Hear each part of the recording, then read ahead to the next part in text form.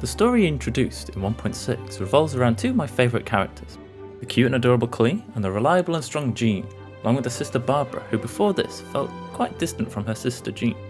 Klee receives a letter from the Dodoking, challenging her for the right to be friends with Dodoking.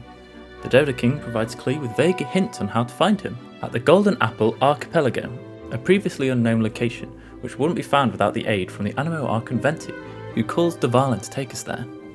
I did find it strange that Barbara just accepts that Venti knows Dvalin, and also doesn't notice the lyre Venti was using looks suspiciously identical to the one he took from the cathedral previously. The holy lyre! Taking a closer look, Venti isn't using the holy lyre, which suggests he no longer needs it to summon Dvalin. When we arrive, a thick fog hides what lays ahead, making exploration slow and unnerving. The addition of a boat provides the players with a new form of travel, which makes a change from walking or gliding, and allows for naval combat, breaking up the old gameplay that we had gotten used to. Finding small pockets of land in the middle of the fog and activating the waypoints we find in them clears the fog, showing what was previously hidden from us, a few tiny islands and crude wooden platforms populated with hilichurls in a wide open sea. After breaking some mysterious pillars, the islands raise, revealing that the tiny islands are actually much bigger than we first thought, providing new areas to explore.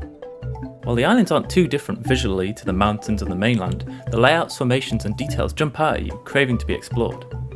Even though I had waypoints I could easily take to instantly get to the top of a mountain, I would often try and find a way to climb instead, regaining the feeling of exploration that I once had when playing this game for the first time.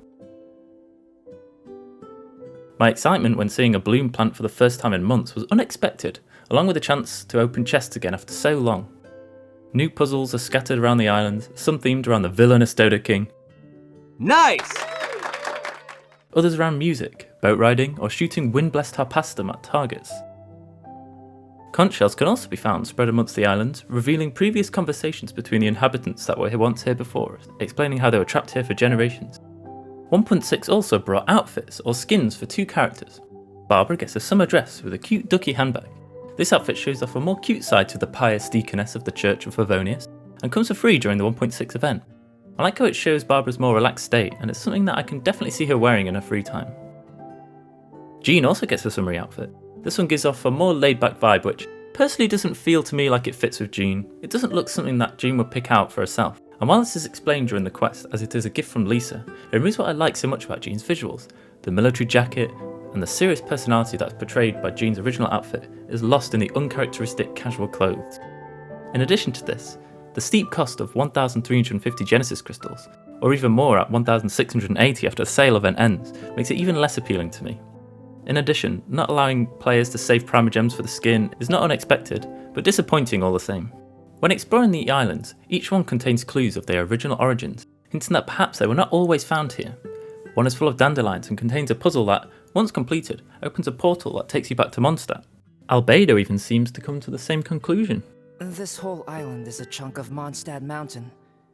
A great force dislodged it from the mountain range and cast it into the sea. As it fell, it began to spin and ultimately landed upside down, hence the topography you see today. Rather interesting. Another masterwork by the Anemo Archon Barbados, no doubt. The whole time you're traversing these islands, you can't help but notice the island in the centre, teasing the boss you know you'll be fighting later on in the story. The samurai-looking puppet subtly gives off the potential Japanese vibes that the anticipated Inazuma might bring in the not-so-distant future. Eventually we stumble across both Kaya and Diluc on the island. What the heck are they doing here? Followed by Albedo and later Razor, who had found part of the puppet. What's this? Is this a part of Reconnecting this part to the puppet wakes it up, allowing us to finally fight the boss we had previously been watching from a distance.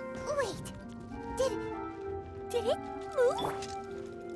Wow, moving! It's moving! The Magu Kenki has both physical and elemental attacks, and fights unlike anything from Mondstadt and Liyue have previously.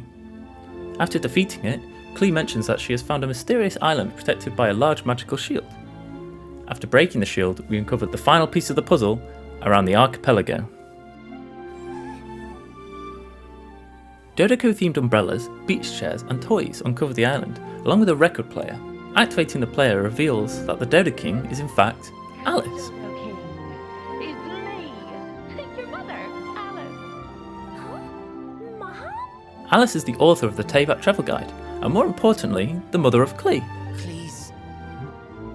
Mother? It turns out the whole setup with Dodoking was a creation of Alice in order to show her motherly love to Klee.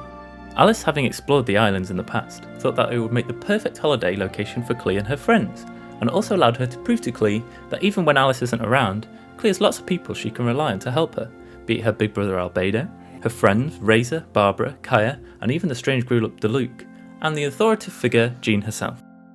Alice goes on to mention how both her and Klee are of a race blessed with longevity, and that for them, Time is like a gust of wind, moments come and end.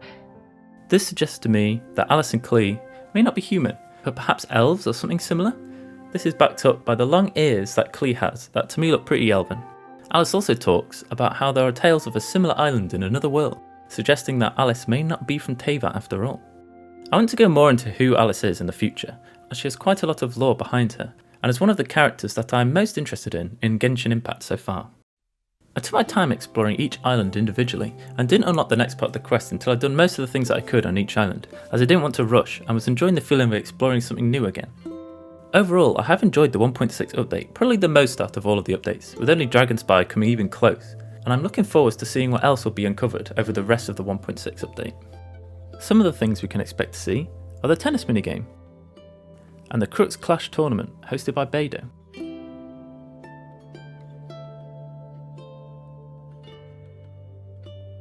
We will also get a chance to see Kazuha, the new Anemo 5-star. What's been your favourite part of 1.6? Running on boats, exploring the new islands, playing through the new story, or trying out the new puzzles? Let me know in the comments below, and if you enjoyed this video, please give it a like and be sure to subscribe. See you next time.